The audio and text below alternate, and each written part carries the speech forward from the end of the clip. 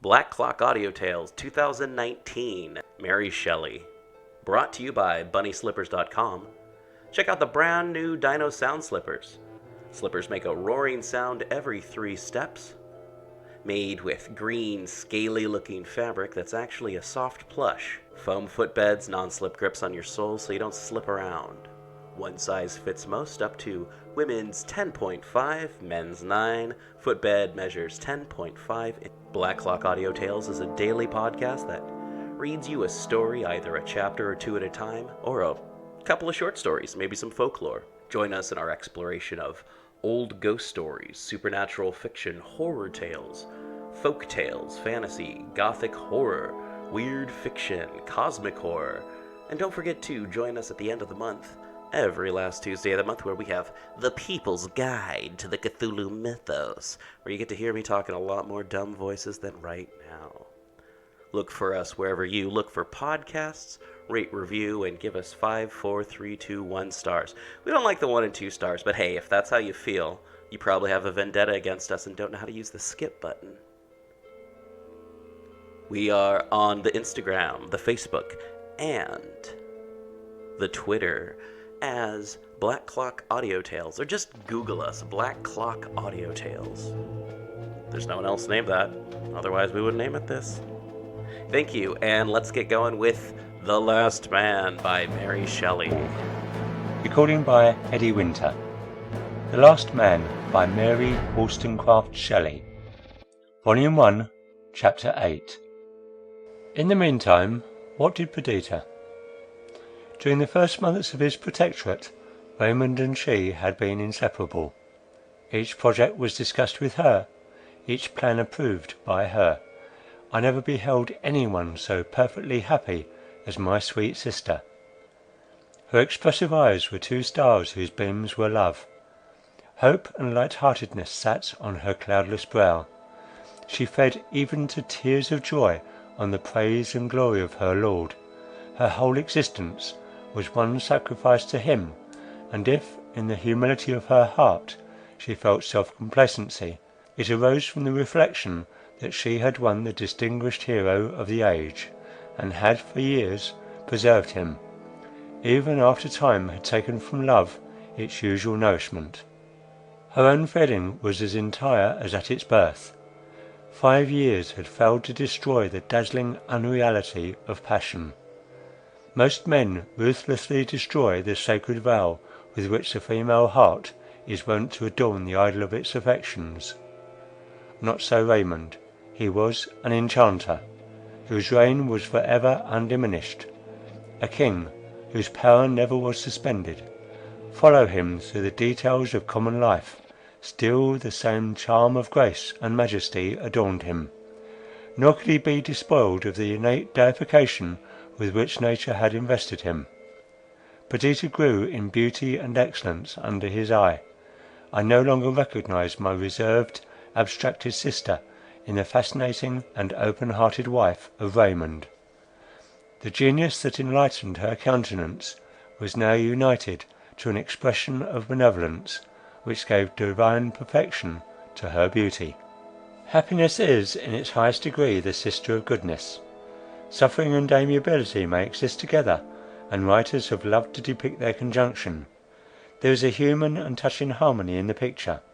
But perfect happiness is an attribute of angels, and those who possess it appear angelic. Fear has been said to be the parent of religion. Even of that religion is it the generator, which leads its votaries to sacrifice human victims at its altars. But the religion which springs from happiness is a lovelier growth, the religion which makes the heart breathe forth fervent thanksgiving, and causes us to pour out the overflowings of the soul before the author of our being, that which is the parent of the imagination and the nurse of poetry, that which bestows benevolent intelligence on the visible mechanism of the world, and makes earth a temple with heaven for its cope. Such happiness, goodness, and religion inhabited the mind of Perdita. During the 5 years we had spent together, a knot of happy human beings at Windsor Castle, a blissful lot had been the frequent theme of my sister's conversation. From early habit and natural affection, she selected me in preference to Adrian or Idris to be the partner in her overflowings of delight. Perhaps, though apparently much unlike, some secret point of resemblance, the offspring of consanguinity, induced this preference. Often at sunset I have walked with her in the sober, enshadowed forest paths, and listened with joyful sympathy. Security gave dignity to her passion. The certainty of a full return left her with no wish unfulfilled. The birth of her daughter, embryo copy of her Raymond, filled up the measure of her content, and produced a sacred and indissoluble tie between them. Sometimes she felt proud that he had preferred her to the hopes of a crown. Sometimes she remembered that she had suffered keen anguish when he hesitated in his choice.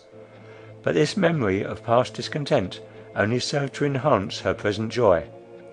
What had been hardly won was now entirely possessed, doubly dear.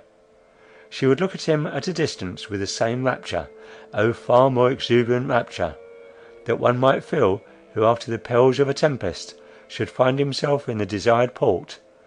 She would hasten towards him to feel more certain in his arms the reality of her bliss. This warmth of affection added to the depth of her understanding, and the brilliancy of her imagination made her beyond words dear to Raymond. If a feeling of dissatisfaction ever crossed her, it arose from the idea that he was not perfectly happy. Desire of renown and presumptuous ambition had characterized his youth. The one he had acquired in Greece, the other he had sacrificed to love. His intellect found sufficient field for exercise in his domestic circle, whose members, all adorned by refinement and literature, were many of them, like himself, distinguished by genius. Yet active life was the genuine soil for his virtues, and he sometimes suffered tedium from the monotonous succession of events in our retirement. Pride made him recoil from complaint, and gratitude and affection to Perdita generally acted as an opiate to all desire, save that of meriting her love. We all observed the visitation of these feelings, and none regretted them so much as Perdita. A life consecrated to him was a slight sacrifice to reward his choice. But was not that sufficient? Did he need any gratification that she was unable to bestow? This was the only cloud in the azure of her happiness. His passage to power had been full of pain to both. He, however, attained his wish. He filled the situation for which nature seemed to have moulded him. His activity was fed in wholesome measure, without either exhaustion or satiety.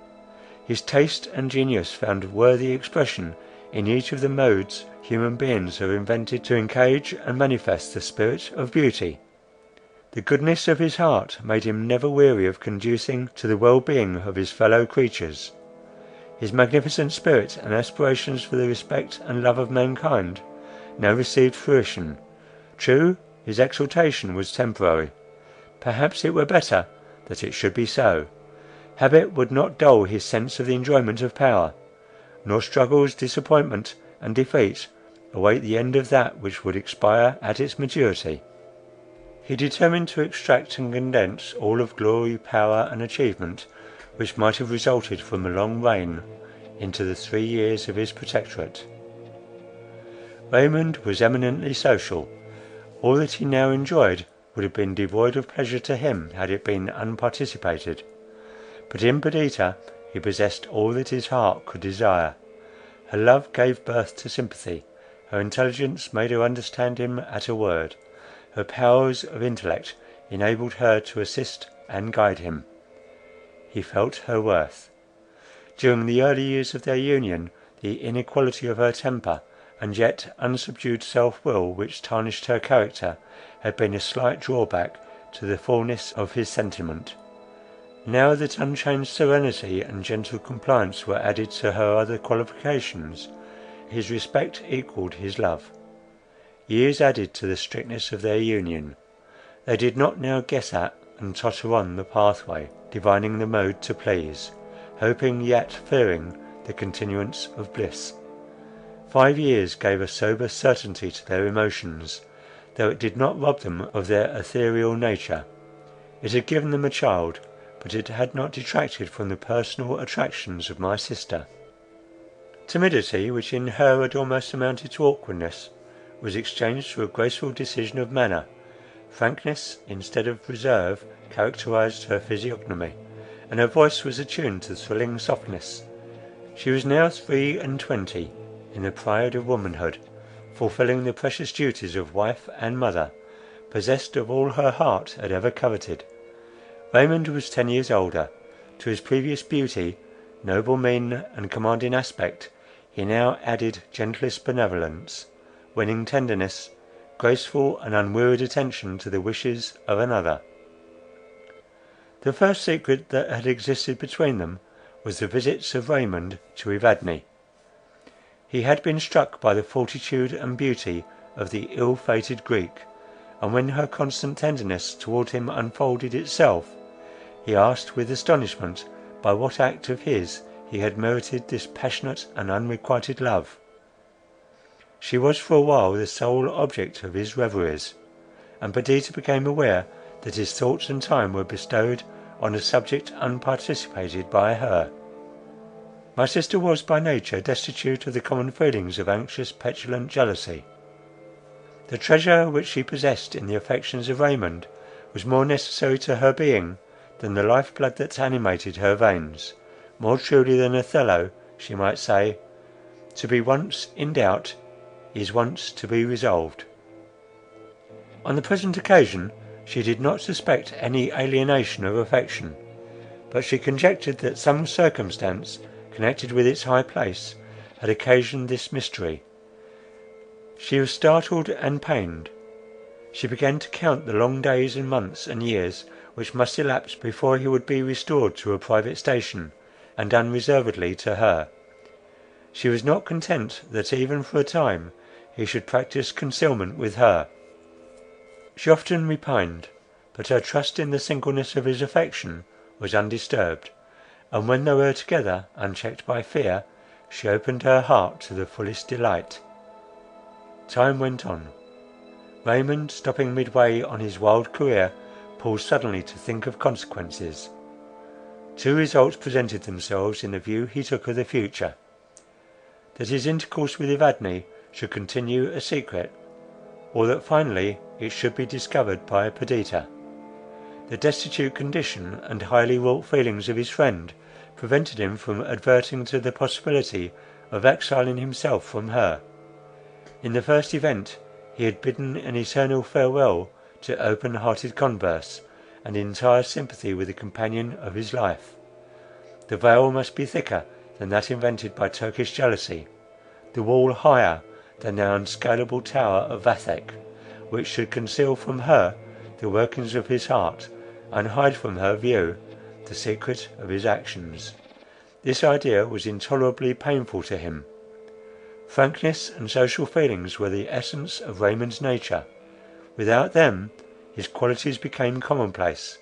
Without these to spread glory over his intercourse with Perdita, his vaunted exchange of a throne for her love was as weak and empty as the rainbow hues which vanish when the sun is down. But there was no remedy. Genius, devotion, and courage, the adornments of his mind, and the energies of his soul, all exerted to their uttermost stretch, could not roll back one hair's breadth the wheel of time's chariot. That which has been was written with the adamantine pen of reality on the everlasting volume of the past, nor could agony and tears suffice to wash out one iota from the act fulfilled. But this was the best side of the question. What if circumstance should lead Perdita to suspect, and suspecting, to be resolved? The fibres of his frame became relaxed, and cold dew stood on his forehead at this idea.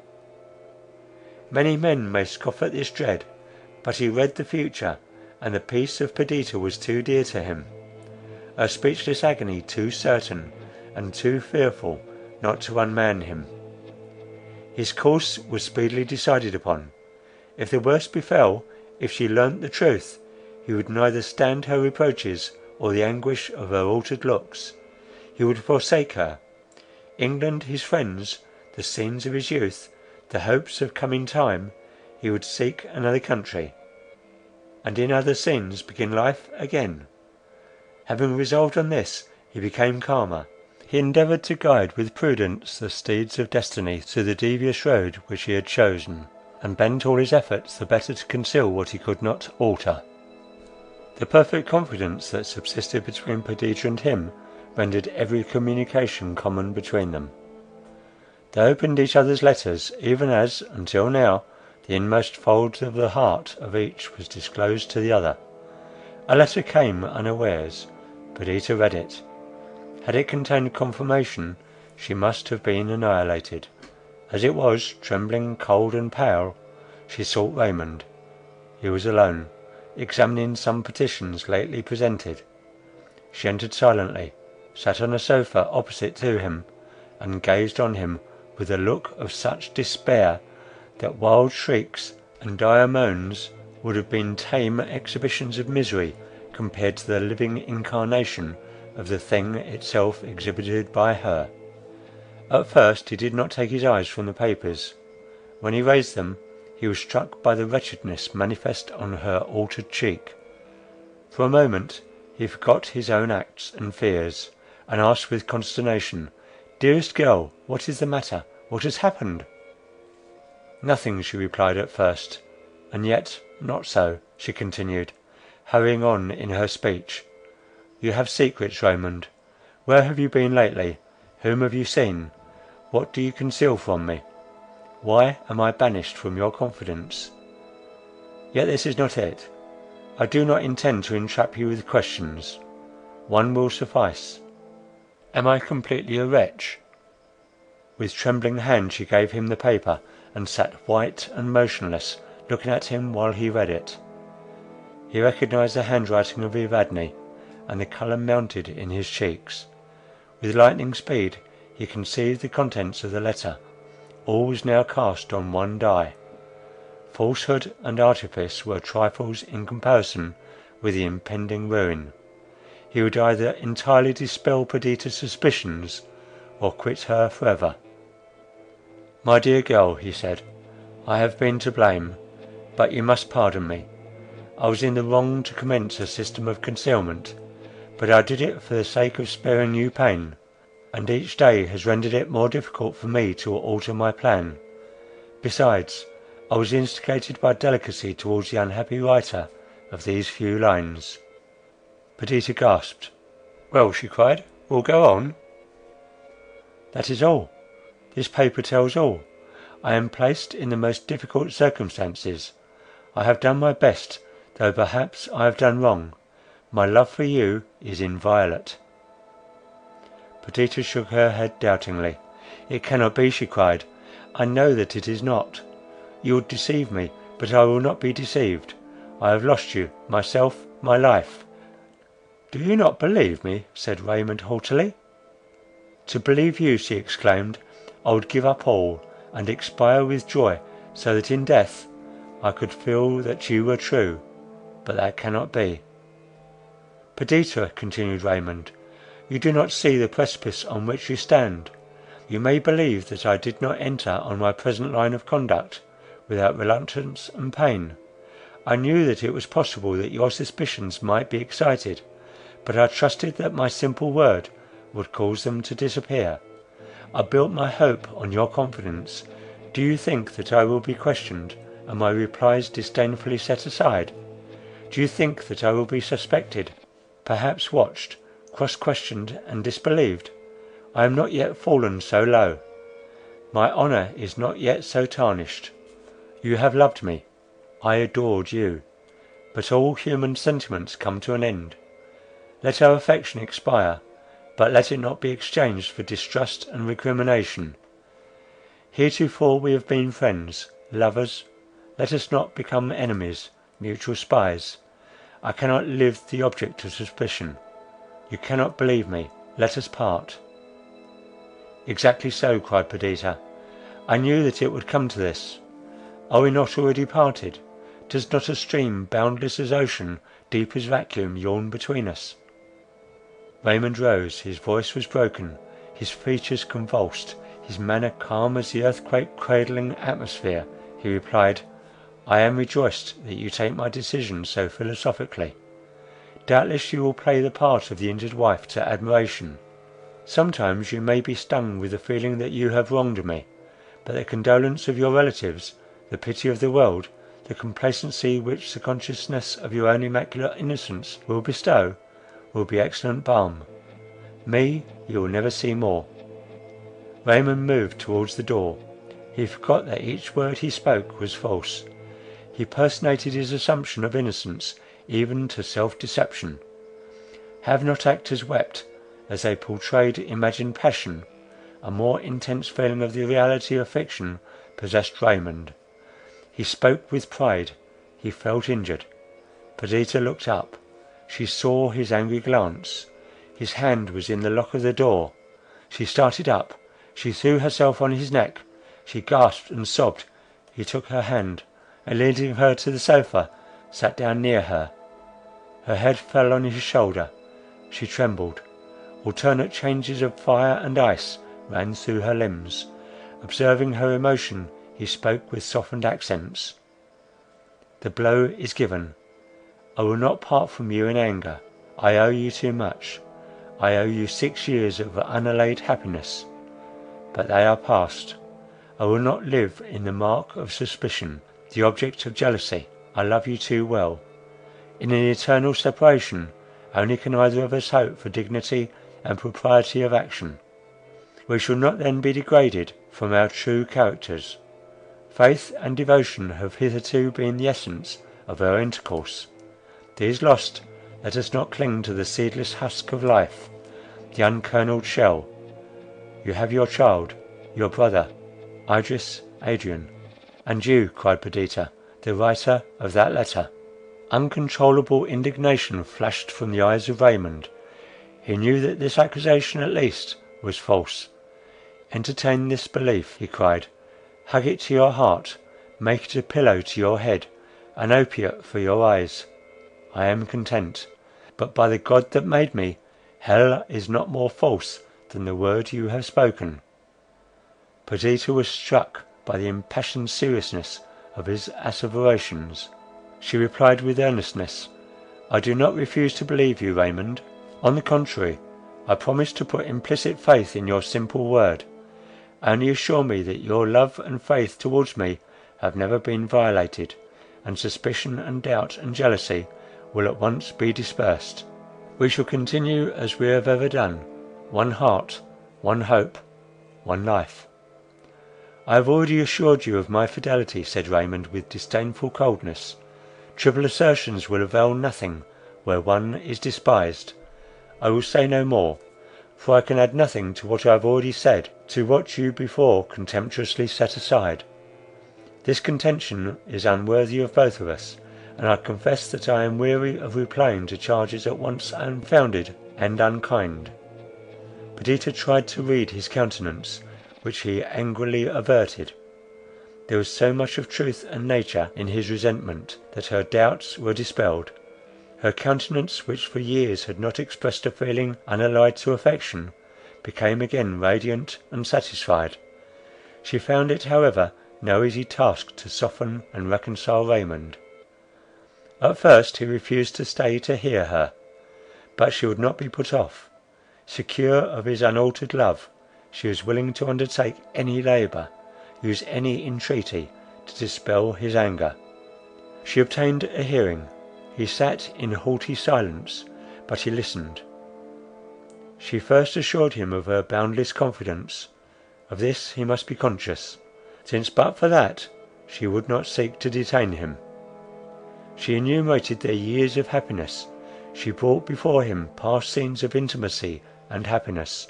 She pictured their future life. She mentioned their child. Tears, unbidden now, filled her eyes. She tried to disperse them, but they refused to be checked. Her utterance was choked. She had not wept before. Raymond could not resist these signs of distress. He felt perhaps somewhat ashamed of the part he acted of the injured man, he who was in truth the injurer. And then he devoutly loved Perdita. The bend of her head, her glossy ringlets, the turn of her form, were to him subjects of deep tenderness and admiration. As she spoke, her melodious tones entered his soul. He soon softened towards her, comforting and caressing her, and endeavouring to cheat himself into the belief that he had never wronged her. Raymond staggered forth from this scene, as a man might do who had been just put to the torture, and looked forward to when it would be again inflicted. He had sinned against his own honour by affirming, swearing to, a direct falsehood. True, this he had palmed on a woman, and it might therefore be deemed less base by others, not by him. For whom had he deceived? His own trusting, devoted, affectionate Perdita, whose generous belief galled him doubly, when he remembered the parade of innocence with which it had been exacted.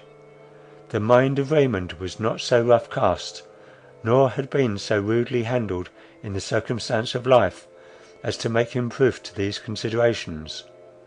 On the contrary, he was all nerve. His spirit was as a pure fire, which fades and shrinks from heavy contagion of foul atmosphere. But now the contagion had become incorporated with its essence, and the change was the more painful.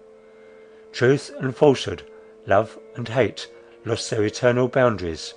Heaven had rushed in to mingle with hell, while his sensitive mind, turned to a field for such battle, was stung to madness. He heartily despised himself.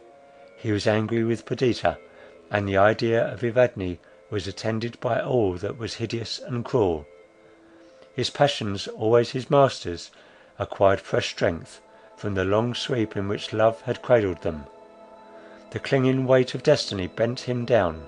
He was goaded, tortured, fiercely impatient of that worst of miseries, the sense of remorse.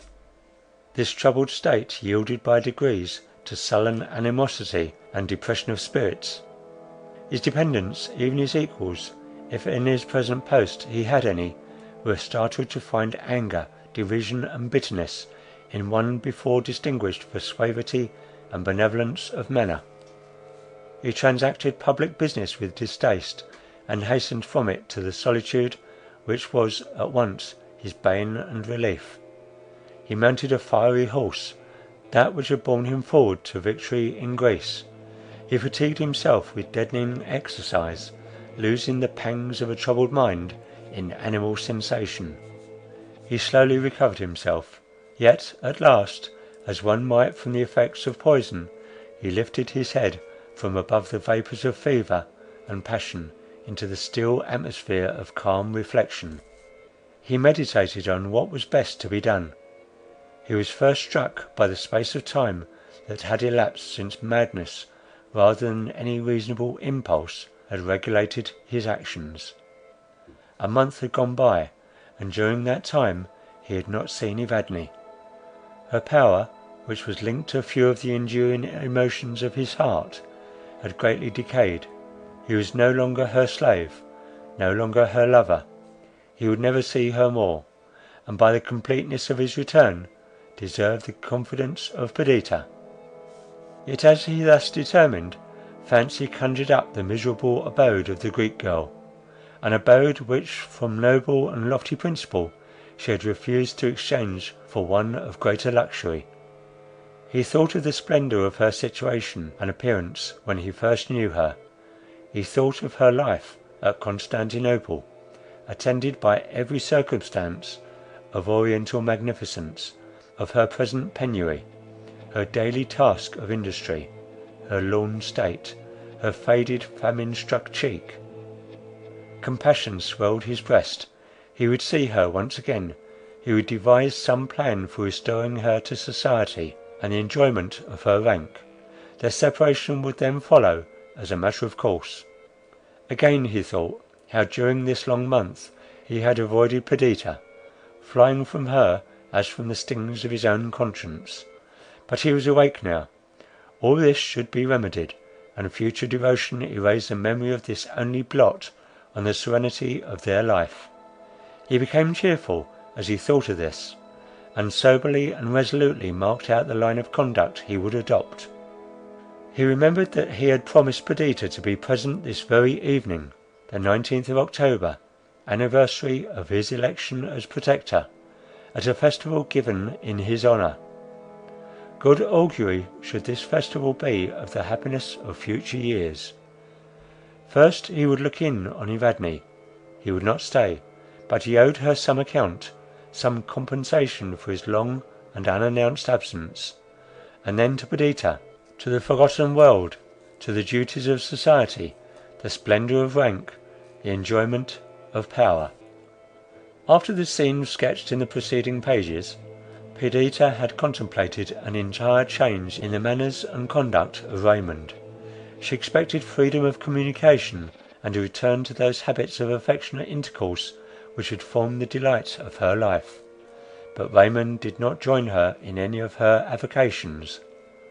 He transacted the business of the day apart from her. He went out, she knew not whither. The pain inflicted by this disappointment was tormenting and keen. She looked on it as a deceitful dream, and tried to throw off the consciousness of it. But like the shirt of Nessus, it clung to her very flesh, and ate with sharp agony into her vital principle. She possessed that, though such an assertion may appear a paradox, which belongs to few, a capacity of happiness. Her delicate organization and creative imagination rendered her peculiarly susceptible of pleasurable emotion. The overflowing warmth of her heart, by making love a plant of deep root and stately growth, had attuned her whole soul to the reception of happiness, when she found in Raymond all that could adorn love and satisfy her imagination. But if the sentiment on which the fabric of her existence was founded became commonplace through participation, the endless succession of attentions and graceful actions snapped by transfer, his universe of love wrested from her, happiness must depart, and then be exchanged for its opposite. The same peculiarities of character rendered her sorrows agonies. Her fancy magnified them, her sensibility made her for ever open to their renewed impression. Love envenomed the heart-piercing sting. There was neither submission, patience, nor self-abandonment in her grief. She fought with it, struggled beneath it, and rendered every pang more sharp by resistance. Again and again the idea recurred that he loved another. She did him justice. She believed that he felt a tender affection for her, but give a paltry prize to him who in some life-pending lottery has calculated on the possession of tens of thousands, and it will disappoint him more than a blank. The affection and amity of a Raymond might be inestimable, but beyond that affection, embosomed deeper than friendship, was the indivisible treasure of love. Take the sum in its completeness, and no arithmetic can calculate its price. Take from it the smallest portion, give it but the name of parts, separate it into degrees and sections, and like the magician's coin, the valueless gold of the mine is turned to vilest substance. There is a meaning in the eye of love, a cadence in its voice, an irradiation in its smile, the talisman of whose enchantments one can only possess. Its spirit is elemental, its essence single, its divinity a unit. The very heart and soul of Raymond and Perdita had mingled, even as two mountain brooks that join in their descent, and murmuring and sparkling flow over shining pebbles beside starry flowers. But let one desert its primal course, or be dammed up by choking obstruction, and the other shrinks in its altered banks. Perdita was sensible of the failing of the tide that fed her life. Unable to support the slow withering of her hopes, she suddenly formed a plan, resolving to terminate at once the period of misery, and to bring to an happy conclusion the late disastrous events. The anniversary was at hand of the exaltation of Raymond to the office of Protector, and it was customary to celebrate this day by a splendid festival. A variety of feelings urged Perdita to shed double magnificence over the scene, Yet as she arrayed herself for the evening gala, she wondered herself at the pains she took to render sumptuous the celebration of an event which appeared to her the beginning of her sufferings. Woe before the day, she thought, woe, tears, and mourning betide the hour that gave Raymond another hope than love, another wish than my devotion, and thrice joyful the moment when he shall be restored to me. God knows I put my trust in his vows, and believe his asserted faith. But for that I would not seek what I am now resolved to attain. Shall 2 years more be thus passed, each day adding to our alienation, each act being another stone piled on the barrier which separates us? No, my Raymond, my only beloved, sole possession of Perdita. This night, this splendid assembly, these sumptuous apartments, and this adornment of your tearful girl are all united to celebrate your abdication. Once, for me, you relinquished the prospect of a crown.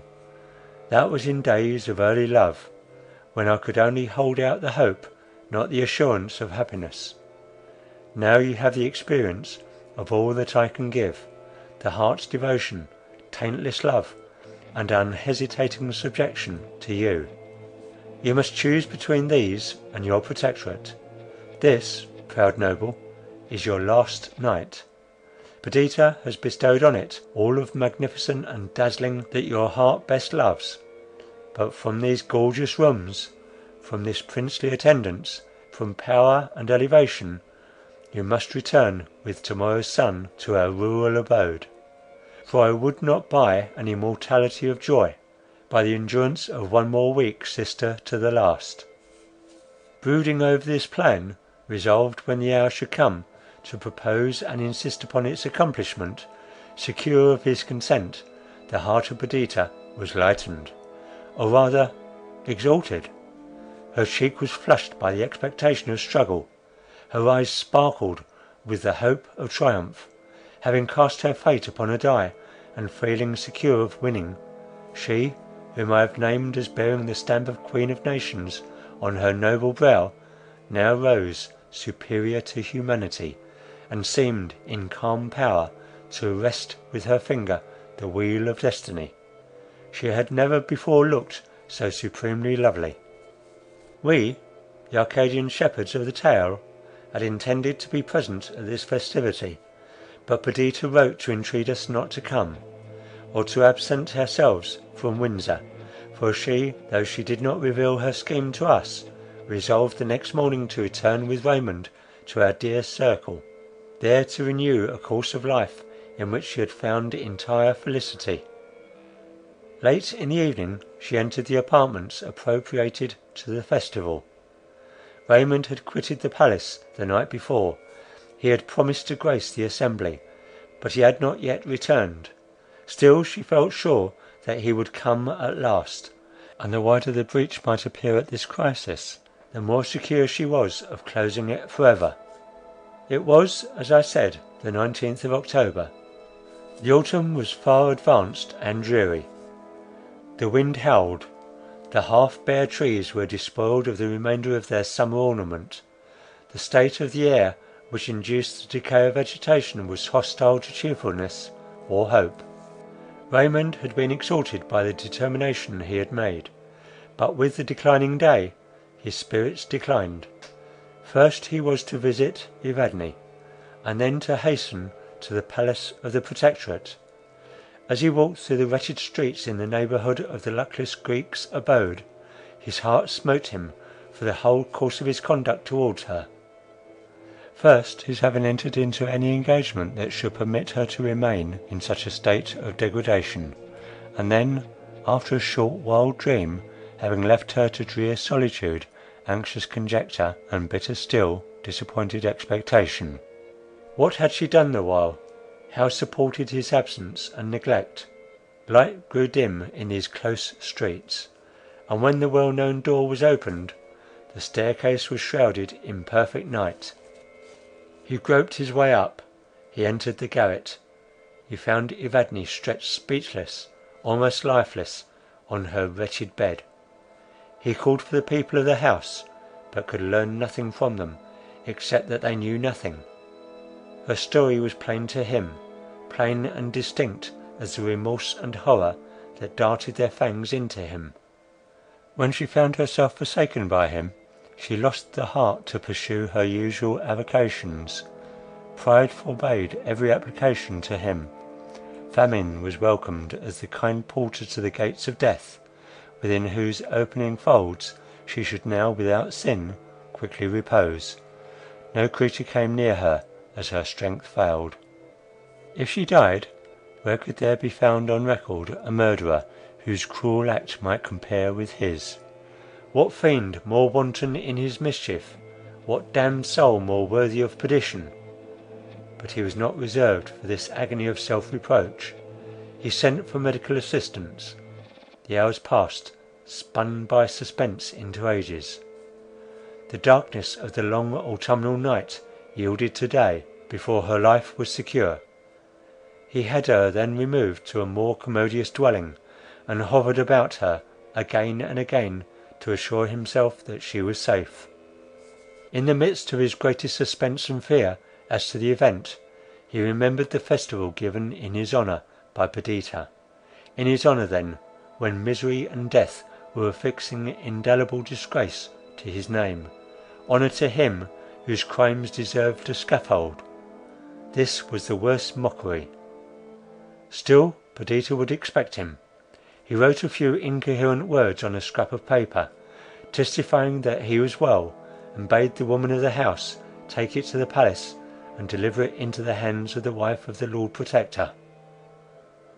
The woman, who did not know him, contemptuously asked how he thought she should gain admittance, particularly on a festal night, to that lady's presence. Raymond gave her his ring to ensure the respect of the menials. Thus, while Perdita was entertaining her guests, and anxiously awaiting the arrival of her lord, his ring was brought her, and she was told that a poor woman had a note to deliver to her from its wearer.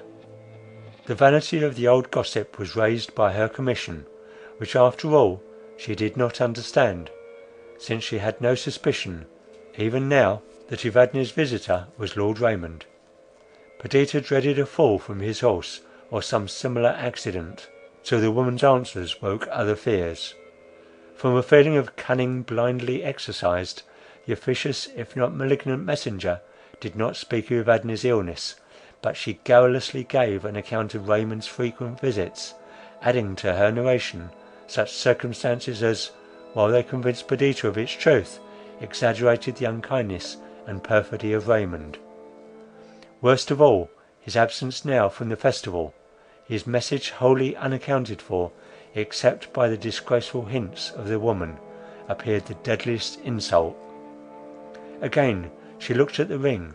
It was a small ruby, almost heart-shaped, which she had herself given him.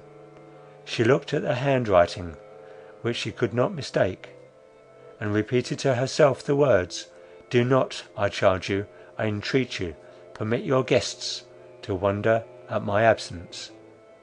The while the old crone, going on with her talk, filled her ear with a strange melody of truth and falsehood. At length Perdita dismissed her. The poor girl returned to the assembly, where her presence had not been missed.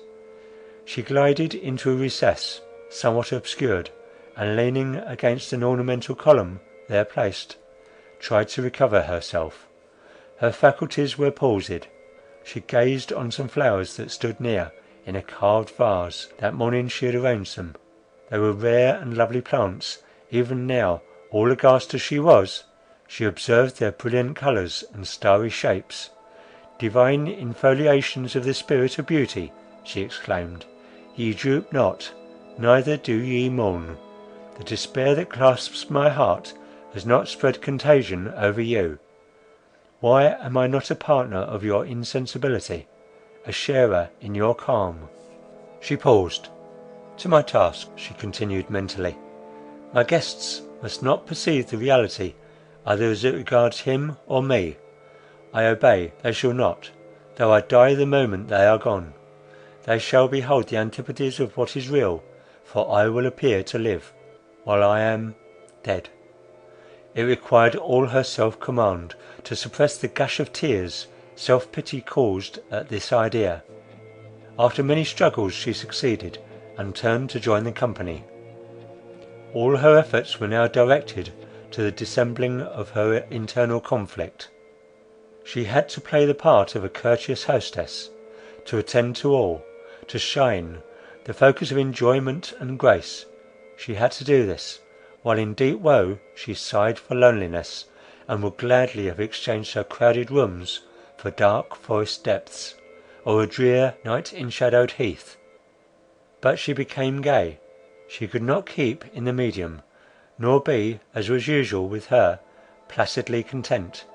Everyone remarked her exhilarations of spirit, as all actions appear graceful in the eye of rank.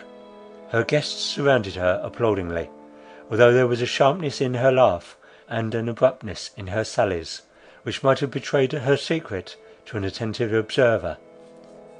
She went on, feeling that if she had paused for a moment, the checked waters of misery would have deluged her soul, that her wrecked hopes would raise their wailing voices, and that those who now echoed her mirth and provoked her repartees would have shrunk in fear from her convulsive despair. Her only consolation during the violence which she did herself was to watch the motions of an illuminated clock, and internally count the moments which must elapse before she could be alone. At length the rooms began to thin. Mocking her own desires, she rallied her guests on their early departure. One by one they left her. At length she pressed the hand of her last visitor. "How cold and damp your hand is," said her friend. "You are over-fatigued. Pray hasten to rest." Perdita smiled faintly. Her guest left her. The carriage rolling down the street assured the final departure. Then, as if pursued by an enemy, as if wings had been at her feet, she flew to her own apartment. She dismissed her attendants, she locked the doors, she threw herself wildly on the floor, she bit her lips even to blood to suppress her shrieks, and lay long a prey to the vulture of despair, striving not to think, while multitudinous ideas made a home of her heart. And ideas, horrid as furies, cruel as vipers, and poured in with such swift succession, that they seemed to jostle and wound each other, while they worked her up to madness. At length she rose, more composed, not less miserable. She stood before a large mirror.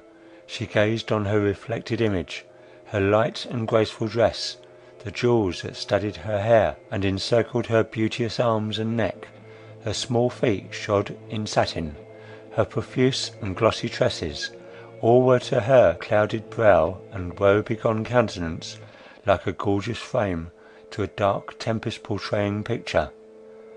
Vase am I, she thought, vase brimful of despair's direst essence. Farewell, Perdita, farewell, poor girl. Never again will you see yourself thus. Luxury and wealth are no longer yours. In the excess of your poverty you may envy the homeless beggar. Most truly am I without a home. I live on a barren desert, which wide and interminable brings forth neither fruit or flower. In the midst is a solitary rock, to which thou, Perdita, art chained, and thou seest the dreary level stretched far away. She threw open her window, which looked on the palace garden. Light and darkness were struggling together, and the orient was streaked by roseate and golden rays. One star only trembled in the depth of the kindling atmosphere. The morning air, blowing freshly over the dewy plants, rushed into the heated room. All things go on, thought Perdita. All things proceed, decay, and perish. When noontide is past, and the weary day has driven her team to their western stalls, the fires of heaven rise from the east. Moving in their accustomed path, they ascend and descend the skiey hill. When their course is fulfilled, the dial begins to cast westward an uncertain shadow. The eyelids of day are opened, and birds and flowers, the startled vegetation, and fresh breeze awaken. The sun at length appears, and in majestic procession climbs the capital of heaven. All proceeds changes and dies, except the sense of misery in my bursting heart. Ay, all proceeds and changes. What wonder, then, that love has journeyed on to its setting, and that the Lord of my life has changed? We call the supernal lights fixed, yet they wander about yonder plain, and if I look again where I looked an hour ago, the face of the eternal heavens is altered. The silly moon and inconstant planets vary nightly their erratic dance. The sun itself, sovereign of the sky, ever and anon deserts his throne, and leaves his dominions to night and winter. Nature grows old, and shakes in her decaying limbs. Creation has become bankrupt. What wonder, then, that eclipse and death have led to destruction the light of thy life, O Perdita. End of Volume 1, Chapter 8. Thank you once again for listening to Black Clock Audio Tales. You can find us online at Black Clock Audio Tales on Facebook, Instagram, and Twitter. Meet up with us at pgttcm.com.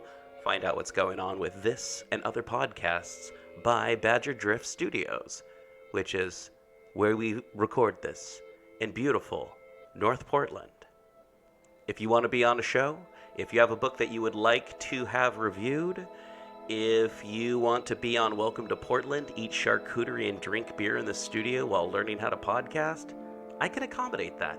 But you have to take the first step by going to pgttcm.com and submitting. Send us a link to your stories.